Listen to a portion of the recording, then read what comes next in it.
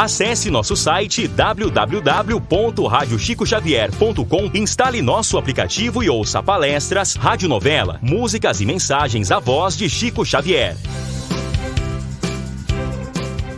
Muita mensagem da palestra da tarde e Ítalo hoje vem nos trazer.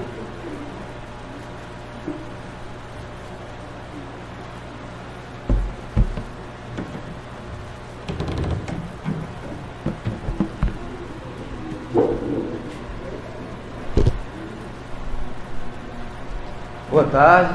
Boa tarde. Feliz ano novo, né? Primeira vez que estamos aqui em 2020.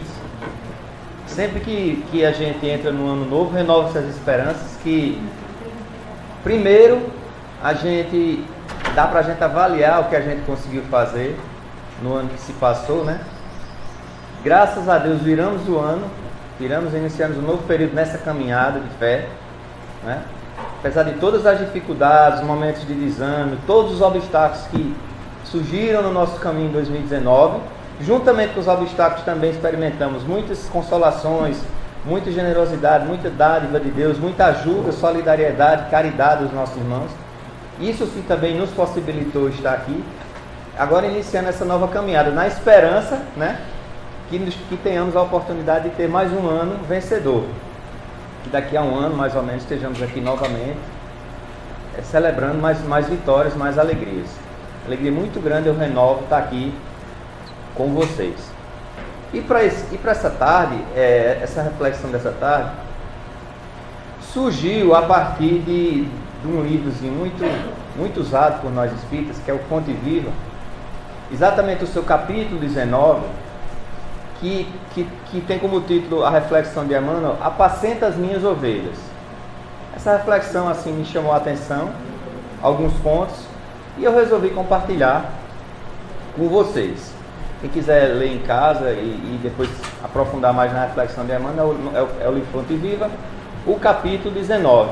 Essa reflexão é a partir de um trecho do Evangelho de João, no seu capítulo 21. Então eu vou ler aqui, a leitura é pequena, eu vou ler aqui para vocês, e a partir desse texto a gente faz uma reflexão juntos, certo? João 21, 14 a 19. E já era a terceira vez que Jesus se manifestava aos seus discípulos, depois de ter ressuscitado dentre os mortos. E depois de terem jantado, disse Jesus a Simão Pedro: Simão, filho de Jonas, ama-me mais que estes? E assim Pedro respondeu: Senhor, tu sabes que te amo. Disse Jesus: apacenta as minhas ovelhas. Tornou a segunda vez a dizer-lhe Jesus: Simão, filho de Jonas, ama-me mais que estes? Na verdade, Simão, filho de Jonas, tu me amas? No que Pedro respondeu: Senhor, sabes que te amo. Apacenta as minhas ovelhas, disse Jesus. Uma terceira vez lhe disse Jesus: Simão, filho de Jonas, tu me amas? No que Simão se entristeceu por ter Jesus perguntado a terceira vez. E disse Pedro: Senhor, tu sabes todas as coisas, tu sabes que eu te amo. Jesus então lhe disse: apacenta as minhas ovelhas. Na verdade te digo que, quando era mais moço, te cingias a ti mesmo. Te cingias no sentido de você fazia o que você queria, você ia para onde queria e andavas por onde querias. Mas quando já fores velho, estenderás as tuas mãos e o outro te cingirá. Estenderás as tuas mãos e o outro, na verdade cingir significa prender, circular, né? E te levará para onde você não quer. E disse isto, e dizendo isto, significando que morte havia de glorificar a Deus. E tendo dito isto, Jesus disse: segue. Bom, Jesus, já após o flagelo do Senhor, o Senhor continuou a aparecer aos seus discípulos, e nessa terceira vez ele aparece aos discípulos e se dirige especificamente a Simão, perguntando 3 vezes: Pedro, tu me amas? E Jesus responde na segunda, na terceira, a primeira, a segunda, na terceira: Simão já está muito triste porque imagina que o mestre, todos os discípulos também, imaginam que o mestre duvidava dele. No que Pedro responde: Senhor, tu sabe todas as coisas, sabes que eu te amo. E aí Jesus discorre um pouco sobre a questão do que Pedro ia passar pelo Evangelho, do sofrimento que Pedro ia passar pelo Evangelho, das dificuldades que Pedro ia passar pelo Evangelho. Mas o interessante aqui, e da reflexão dessa tarde, essa expressão apacenta, apacentar. Vocês sabem, eu pergunto a vocês sabem o que é apacentar? Apacentar é cuidar, é o quê? Alimentar, proteger, e mais? Orientar, guiar, enfim. Apacentar é tudo isso. Mas apacentar especificamente, e se tratando, é um verbo que se refere aos pastores, que apacenta as suas ovelhas, ele cuida das suas ovelhas. Os pastores guiavam as ovelhas pelos prados, pelos campos, os pastores alimentavam as ovelhas, levavam para onde tinha mais pastos, resgatavam as ovelhas perdidas. Então, protegiam as ovelhas dos lobos, das feras, dos predadores. Esse verbo apacentar especificamente, é esse o uso desse verbo apacentar. Certo? Só que Jesus usa esse verbo para dar uma ordenança a Pedro. Pedro, apacenta as minhas ovelhas. Mas por que Jesus disse isso? Porque Jesus usou especificamente esse verbo. Aí nesse momento, nós temos que dar uma olhada na história do povo hebreu. Nós sabemos que Jesus, quando o nosso mestre, o nosso governador do nosso planeta, quando ele veio encarnar, ele encarnou no povo hebreu. Então a história do povo hebreu, já disse isso aqui algumas vezes, é extremamente importante para nós como orientação, como aprendizado. Então por que Jesus? Por que esse verbo? O povo hebreu, inicialmente, eles eram nômades, eles eram pastores, que viviam de um lugar para o outro, com suas ovelhas, com suas famílias, atrás de um lugar melhor para viver. Certo? Então, essa questão do apacentar está no sangue do povo hebreu. E naquela época ainda, Jesus, quando falava para os discípulos que eram judeus, que eram hebreus. Então, quando Jesus usa o verbo apacentar, Jesus usa um verbo muito familiar àquelas pessoas. Imaginando que, ora, se o povo hebreu ele tinha que usar metáfora, ele tinha que usar uma linguagem mais apropriada. Mas acredite, essa linguagem de apacentar não era nova para os hebreus. Já que, como eu disse mais uma vez, o povo hebreu era um povo inicialmente pastor, depois eles se estabeleceram em outros lugares e aí desenvolveram a agricultura, a pesca e outras atividades. Mas a atividade primeira deles era apacentar, era as ovelhas. Das ovelhas eles tiravam o couro, tiravam a gordura, tiravam a carne, faziam muito uso das ovelhas. Então Jesus usa o verbo apacentar. E o povo hebreu, como foi um povo que se deslocou muito, que passou por muitas guerras, por muitas dificuldades, foi um povo que muito antes de Jesus, eles usavam esse verbo apacentar para se referir a Deus, para se referir ao tratamento que Deus dava a eles. O povo hebreu, para o povo judeu, Deus era inicialmente o grande pastor.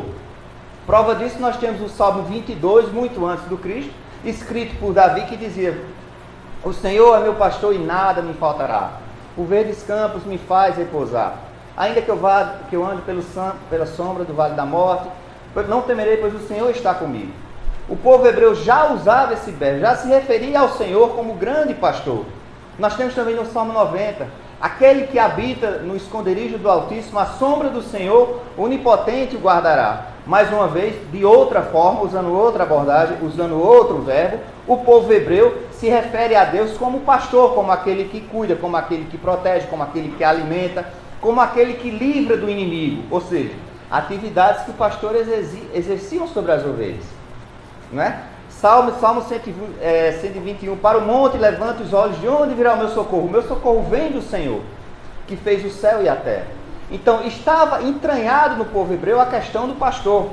Jesus era o grande pastor. Na verdade, Deus era o grande pastor. O Cristo ainda não haveria. E o povo hebreu experimentou durante sua história grandes pastores. Talvez a grande referência para eles foi o rei Davi. Mas antes teve Abraão, que saiu com o povo hebreu, dali da região entre os dois rios lá do Tigres e Eufrates, tirando lá de Sodoma e Gomorra e levando para um lugar melhor. O pastor também Moisés, que tirou o povo hebreu do cativeiro do Egito. E teve também Isaac, teve Jacó, né? Jacó que é Israel, que dá o nome ao povo hebreu, por isso chamado israelita. Então, é inquestionável a importância do pastor para o povo hebreu. E quando Jesus remete essa questão, apacenta as minhas ovelhas, usa um verbo apropriado relacionado com o pastor, Jesus sabia que os apóstolos, que aquilo iria atingir o coração dos apóstolos em cheio, porque aquilo era a realidade deles. Aquele povo vinha vivendo essa expectativa de forma secular, vinha vivendo essa realidade há anos de ser pastoreado. Então era muitíssimo importante essa expressão para o povo hebreu. Em certo momento da história, se você for no livro do profeta Ezequiel, na verdade, eu só estou fazendo uma introdução para a gente chegar nessa questão do Evangelho de João.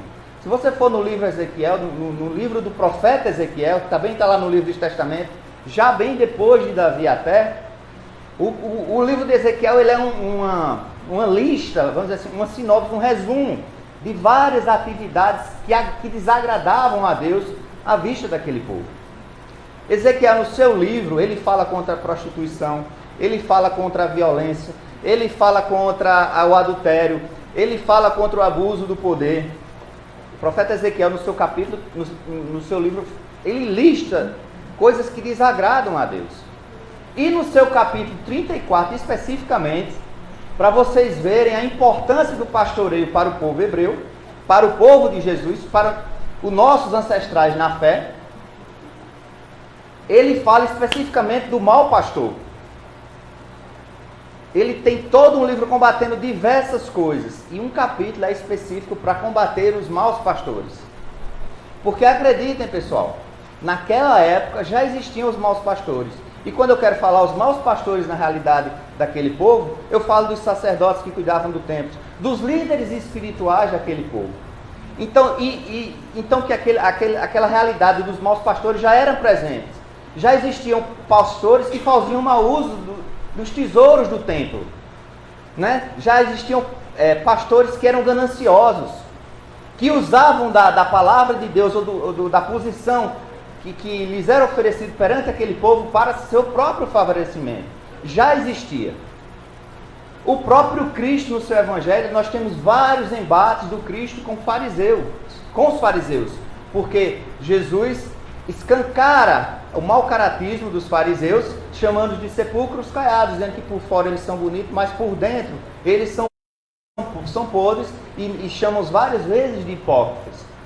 Então naquele tempo era extremamente já condenável o mau pastor, o mau guia, o mau líder espiritual. A pessoa que guia o trabalho de Deus de forma corrupta já era condenado naquela época. Porque o pastoreio do povo de Deus já naquela época era uma coisa extremamente importante. E aqui eu chego no capítulo 34 do profeta Ezequiel, só no comecinho, que o texto é enorme. Mas eu chego no capítulo 34, que ele diz, profetiza contra os pastores de Israel. Profetiza e dize aos pastores, assim diz o Senhor Deus, ai dos pastores de Israel que se apacentam a si mesmos, ou seja, se beneficiam a si mesmos. Não devem os pastores apacentar as ovelhas? Então aqui, esse capítulo, se a gente for ler, ele é muito duro contra os maus pastores. Mas a riqueza desse capítulo é essa também, obviamente, de combater a corrupção dos líderes, mas ela tem uma beleza muito mais profunda mais à frente, que lá no versículo 23, o profeta Ezequiel anuncia a vinda de Jesus. Uma das várias profecias do Velho Testamento está aqui nesse capítulo 34 do profeta Ezequiel, no versículo 23, que ele fala da vinda do Mestre. Ele fala que virá um pastor aos moldes de Davi, porque para o povo hebreu, Davi era o grande molde, Davi era o grande modelo. E esse versículo é belíssimo, porque ele diz, Deus suscitará sobre eles um só pastor, e ele apacentará. Olha aqui, o mesmo verbo que Jesus usou, lá bem na frente no Novo Testamento, Ezequiel já usa para se referir a Jesus. o meu servo Davi, quando ele diz Davi, ele quer dizer aos modos de Davi, é que apacentará e lhe servirá de pastor. Então Ezequiel, ao meio em todo esse combate ao pastor, ele profetiza a vinda de Jesus. E mais na frente, no capítulo 37, ele diz: meu servo aos modos de Davi será o rei. Não terão todos senão um só pastor. Obedecerão aos seus mandamentos, observarão as minhas leis e os porão em prática. Então, já era anunciado, muito antes, isso aqui em torno de 1000 anos antes de Cristo, a vinda do Cristo como pastor. A vinda do Cristo como bom pastor. Então nós seguimos Jesus, Jesus é o nosso modelo, Jesus é o nosso bom pastor. Uma revelação que se começa lá no Antigo Testamento, quando Deus era intimado, quando Deus era chamado como bom, como o pastor que cuida de todos, como diz no Salmo 23, e agora essa atribuição já é passada a Jesus. Através do profeta Ezequiel, ele anuncia que virá Jesus, que virá o bom pastor. E aí Jesus, antes ainda dessa leitura de João, Jesus se anuncia como um bom pastor, cumprindo o que foi dito por Ezequiel. Porque como poderia Jesus exigir de Pedro: apacenta as minhas ovelhas, se eu não fosse um bom pastor? Eu sou pai, como é que eu vou exigir do meu filho? Não faça isso, eu faço. Faça o que eu digo, não faça o que eu faço, não funciona. Então Jesus ele era o bom pastor. E Jesus, em toda a sua vida de mestre, ele passou orientando esse povo e se mostrando como o bom pastor. Percebem? Então, ainda antes do flagelo da cruz, Jesus se anuncia como o pastor. No que Jesus diz lá em João: eu sou o bom pastor. O bom pastor dá a vida pelas ovelhas. Mas o mercenário e o que não é pastor, de quem não são as ovelhas, vê o lobo pegar as ovelhas, vê o lobo vir e deixa as ovelhas, foge, e o lobo mata e dispersa as ovelhas. Ora, o mercenário foge porque é mercenário e não tem cuidado das ovelhas. Eu sou o pastor e conheço as minhas ovelhas, e pelas minhas ovelhas eu sou conhecido. Chico Xavier disse que o Espiritismo é Jesus de novo no coração do povo. Então nós temos que apegar a pessoa do Cristo. A questão 625 do Livro dos Espíritos nos diz que Jesus é um modelo. E eu falei aqui do Velho Testamento, do Deus como grande pastor. Ezequiel ainda no Velho Testamento profetizou o bom pastor. Jesus se anuncia como o bom pastor. E é esse pastor Jesus que nós seguimos. É esse pastor Jesus que nós imitamos. É esse pastor Jesus que é o estímulo e modelo da nossa caminhada. A nossa transformação, a nossa reforma de vida, a edificação do reino do céu na nossa sociedade só vai acontecer através da figura do bom pastor. E em nenhum momento da codificação espírita, e em nenhum ponto da doutrina espírita vai contrapor isso. Ao contrário, a doutrina espírita só planifica a figura do Cristo. Então nós somos espíritas cristãos. Diferente de outras doutrinas, como já existiram muitas doutrinas espiritualistas, apegadas aos ditos fenômenos espirituais, nós espíritas, centramos a nossa vida na imitação do Cristo. Todas essas manifestações totalmente naturais são generosidade divina para conosco, para que nós, nos ferramentas que nos comportam, que nos suportam, né, que nos dão as condições de seguir esse bom pastor, de ser guiado para o bom pastor. A gente lendo o Velho Testamento, a gente, meu Deus, Deus fazia coisas incríveis, né? A gente fazia isso, fazia aquilo, só que através da figura de Jesus, através da doutrina espírita, através das manifestações das coisas que acontecem na casa espírita, Deus nos oferece tanto quanto e às vezes até muito mais. Então Jesus Cristo, Ele é o bom pastor. Ele é o nosso caminho, Ele é o nosso modelo. Nós temos que nos conscientizar que se nós quisermos essa edificação do reino dos céus que está em nós, nós temos que partir para nos assemelhar ao Cristo. Se nós somos assemelhados se nós queremos nos assemelhar ao Cristo, nós queremos ser bons pastores também. Porque a gente quer ser igual ao Cristo. E aí eu volto para o texto. Quando Jesus diz: Pedro, tu me amas, apacenta as minhas ovelhas. Será que aquela ordenança de Jesus foi só para Pedro, há 2000 anos atrás? Jesus jogou toda a responsabilidade nas mãos de Pedro? Ou será que Ivan, será que Wilson, será que cada um de nós não tem uma responsabilidade? A gente que está sentado aqui não tem uma responsabilidade nessa apacentar esse povo. Porque, ora, apacentar eu entendo que é muito mais que anunciar. Porque anunciar, eu expresso, eu falo, eu passo a mensagem, mas apacentar envolve outros atributos. Envolve a questão de se preocupar, de cuidar, de estar junto, de ser generoso, de livrar do mal. E esse é o sentimento de apacentar que deve envolver as comunidades cristãs, como nós. Então essa ordenança de Pedro, essa ordenança que Jesus deu a Pedro, foi só para Pedro? E por que ele perguntou 3 vezes a Pedro?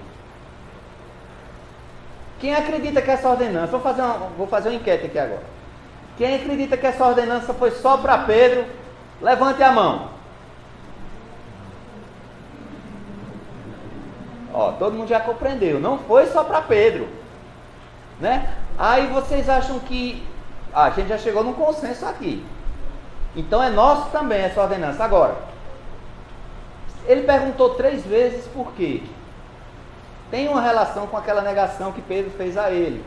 Mas ele perguntou 3 vezes a Pedro, porque o papel do cristão na sociedade, o papel do cristão no nosso mundo, nessa realidade materialista que a gente vive, não é fácil. Né? É igual, é uma pergunta que requer: você tem certeza disso? Eu vou perguntar de novo: você tem certeza disso? No casamento tem que perguntar 3 vezes, né? Você aceita? Aceito. Você aceita? Aceito. Você tem certeza disso? Você sabe que eu tenho. Namoro com você há 10 anos. Mas é sério. É uma responsabilidade muito grande apacentar.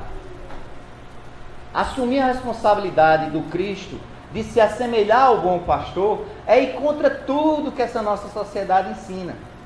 É nadar drasticamente contra uma maré que se torna cada dia mais forte, cada dia mais massiva.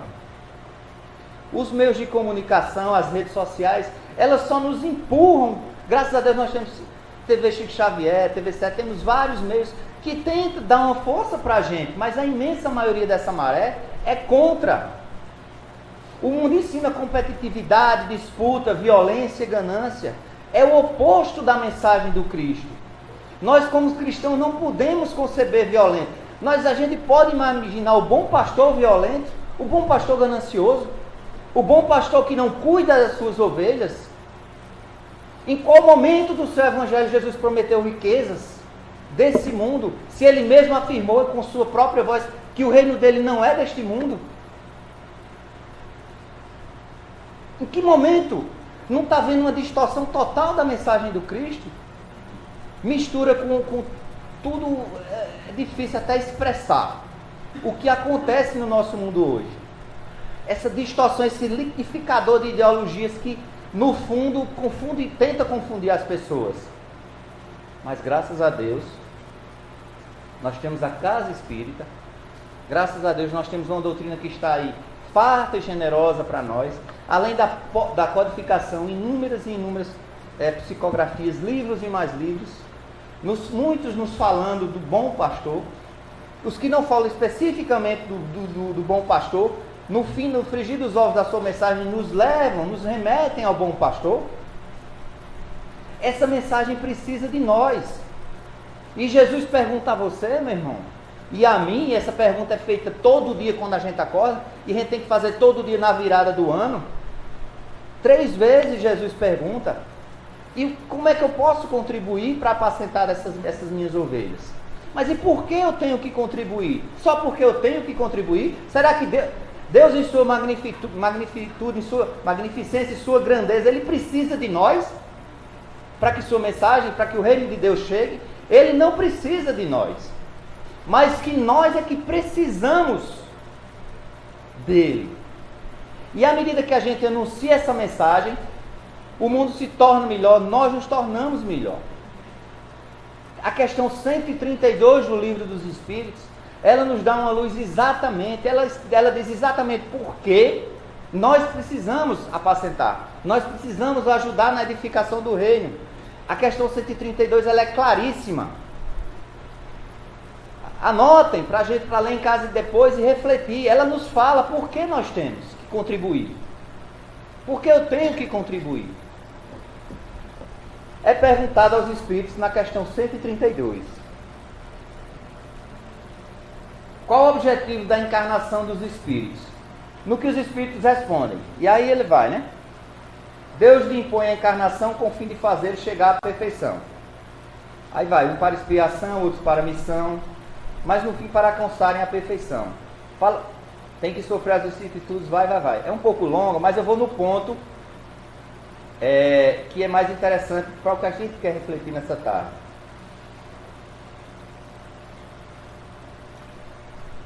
Para executá-la é que, em cada mundo, toma um espírito um instrumento de harmonia com a matéria essencial desse mundo, a fim de cumprir, daquele ponto de vista, a ordem de Deus. E assim é que, concorrendo para a obra geral, ele próprio se adianta. Assim é que, a gente contribuindo para a edificação desse reino, a gente se adianta. Cada trabalho que nos é oferecido na casa espírita, na nossa casa, em qualquer lugar que a gente faz para o bem, fazer o trabalho do bem, trabalhar na edificação do reino, apacentar, a gente melhora. Vou dar um exemplo. A moça foi fazer o exórdio aqui. Então, para ela fazer aquele exórdio e contribuir para vocês, ela teve que ler, teve que estudar. Aquilo contribuiu para vocês, mas contribuiu para ela também. Então, à medida que eu contribuo, eu melhoro. À medida que eu ofereço algum conhecimento, eu vou atrás de conhecimento. À medida que eu faço uma caridade, aquilo melhora o meu coração. À medida que eu dou uma palavra de ajuda, de conforto, eu vou exercitando em mim as virtudes do Mestre. Então, a sabedoria de Deus é perfeita. É preciso que a gente contribua com o reino de Deus, não é porque o reino de Deus, a palavra de Deus, precisa de nós, mas é porque é melhor para nós. Quanto mais nós contribuímos, melhores nos tornamos. E assim é. E aí vira um efeito cascata. Eu contribuo para ela melhorar, só que eu melhoro. Ela melhora e contribui para outro.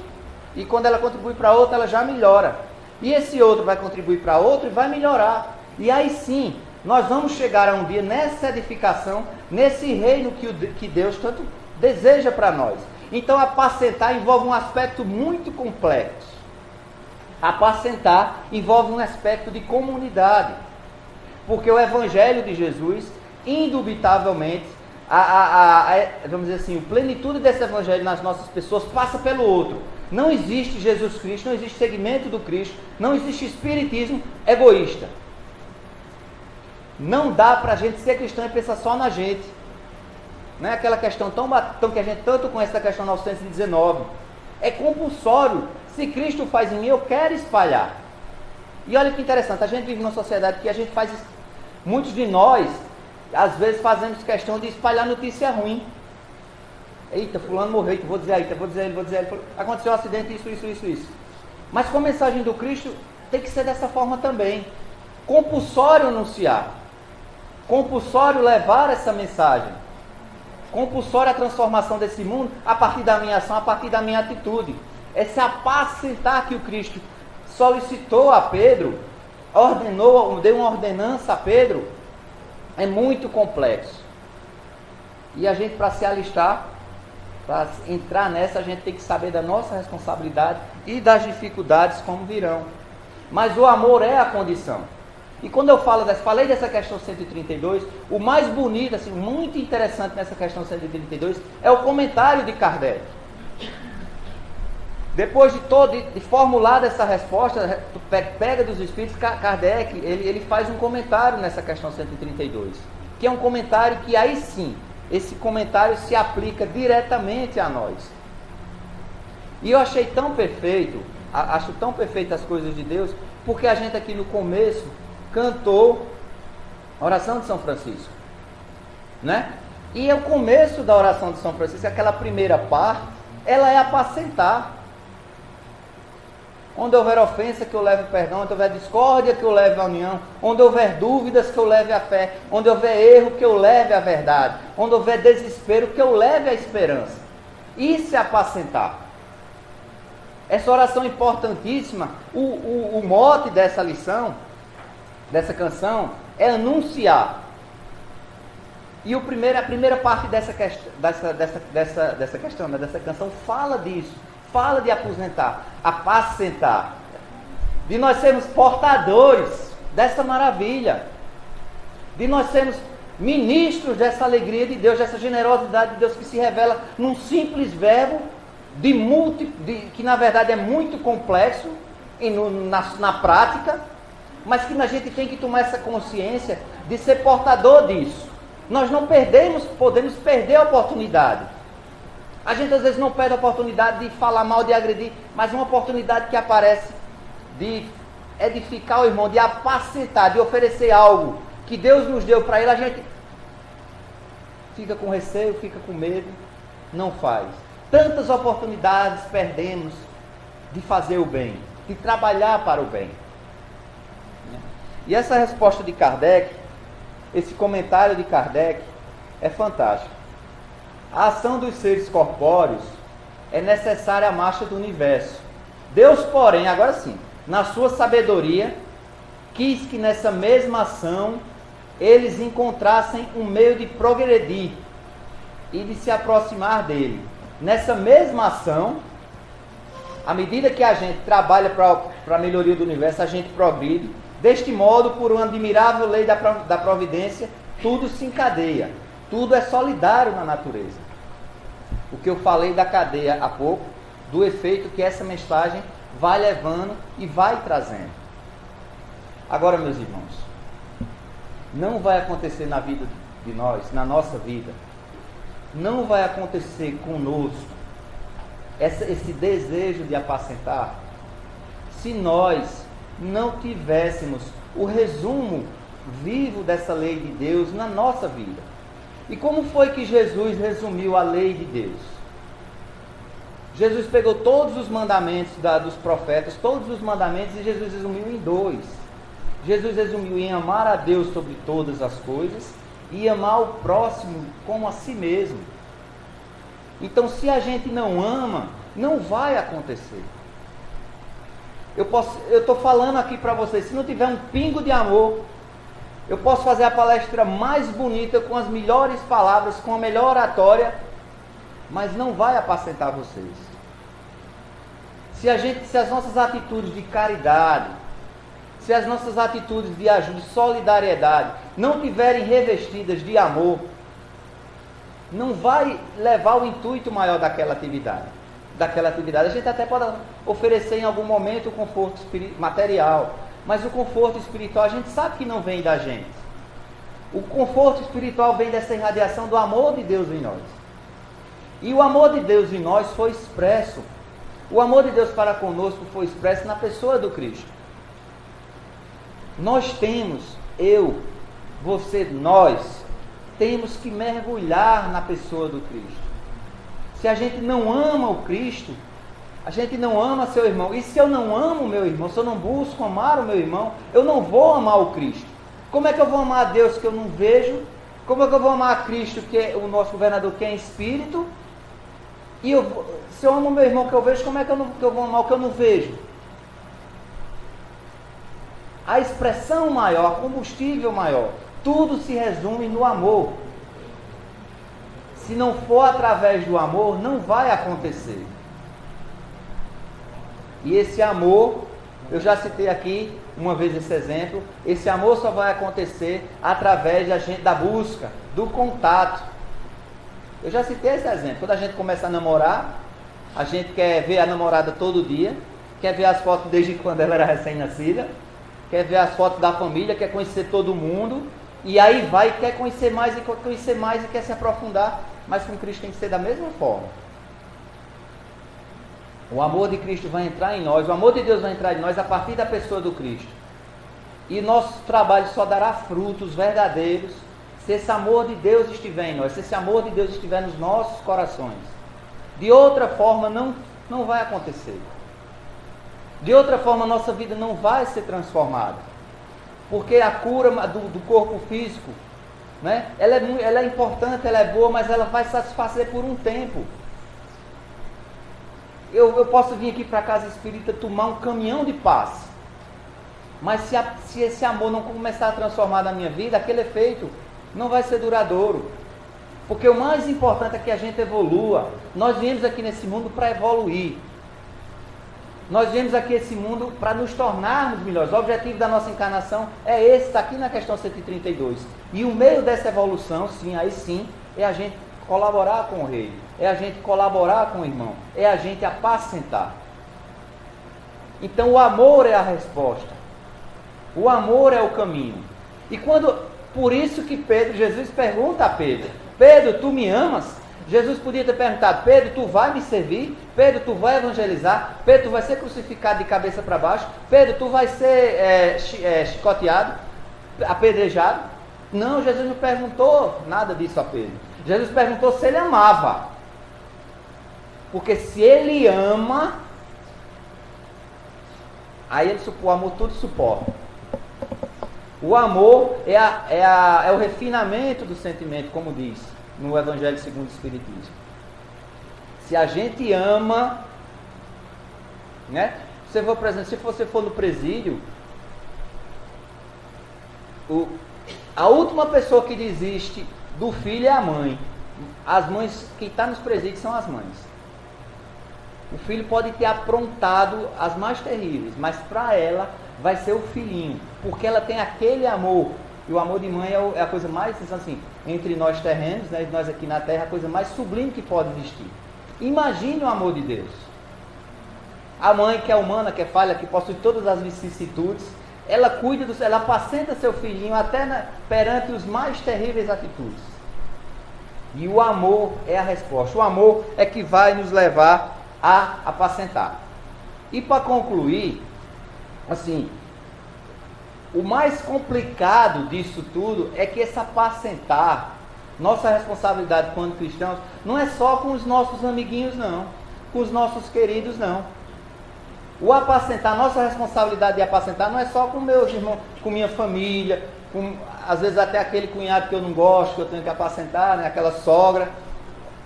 Mas é pior, com as pessoas, os nossos inimigos. Né? Paulo aos Romanos, ele diz: a mensagem da nossa responsabilidade, ela supera isso. O amor supera essas diferenças. Os nossos inimigos precisam da mensagem de Cristo. Ou eles vão ser para sempre nossos inimigos, ou nós não já temos a visão que isso transcende essa existência que nós temos agora. Né? Paulo, quando escreve aos Romanos, ele diz: se o teu inimigo tiver fome, alimenta.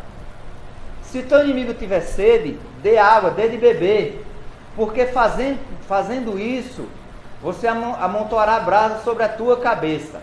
Não seja vencido pelo mal, mas vence o mal com o bem. Fantástico, né? Paulo. Cuidar dos nossos inimigos também vai entrar na nossa missão. Por isso a pergunta é feita 3 vezes. Por isso eu tenho certeza que todos aqui vão responder: Senhor, tu sabe que eu te amo. Todos nós aqui em 2020 vamos entrar nessa batalha do Evangelho a cada dia, não vamos desistir. A gente está abrindo o olho de manhã, Senhor, mais um dia para eu batalhar, mais um dia para eu me aperfeiçoar, mais um dia para eu trabalhar pelo Teu reino, mais um dia para eu ajudar meu irmão, mais um dia para eu ajudar até quem não gosta de mim, Senhor. Porque assim, Senhor, o Teu reino será edificado nessa terra. Nossa responsabilidade, 2020, apacentar. Todo mundo com isso na cabeça, tá certo? O Senhor nos abençoe, que o Senhor nos guarde, o Senhor nos mostre a sua face e nos conceda a sua paz. Assim seja.